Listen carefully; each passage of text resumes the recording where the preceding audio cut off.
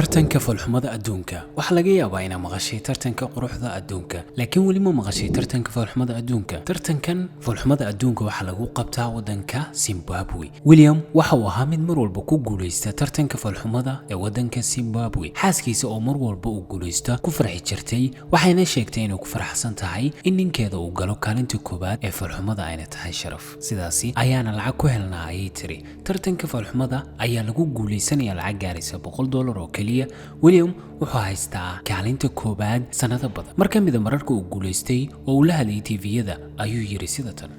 waxaan aad ugu mahadcelinayaa taageerayaasha igu codeeyay inaan noqdo qofka koobaad ee ugu foolxun mahadsanidin William marka uu guuleysto wuxuu xaq u heli jiray inuu seexdo hoteelada ugu waaweyn ee magaalada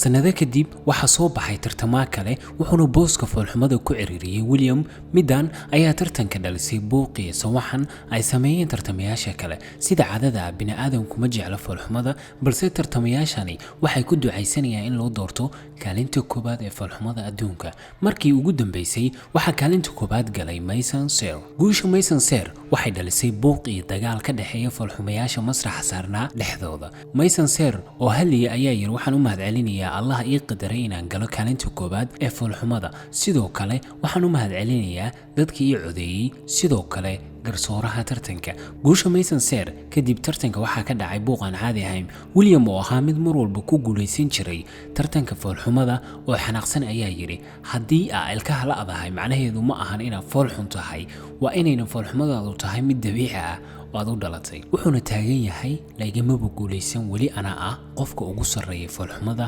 adduunka tartankan ayaa waxa la sheegay inuu dhiiranaan u noqday dad u maleeyay foolxun yihiin ka warama hadii tartanka lagu qabto dalka Soomaaliya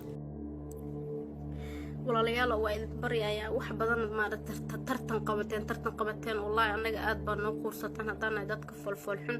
quursigaas aad baa loogu fiican yahay waxa loo baahan yahay dadka foolxun inay tartan galaan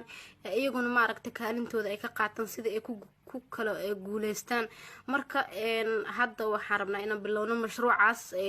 ma aragtay tartanka foolxumada maxaa la dhahaa marka walaalayaal aniga rajada waxay tahay inaan koobaad noqdo hadda koobaad noqon waa labaad inaan noqdo hadda xitaa labaad noqon waa inaan saddexaad noqdo marka walaalayaal hadda niida ay dhisan ay ka jabinina codkiina iigu gura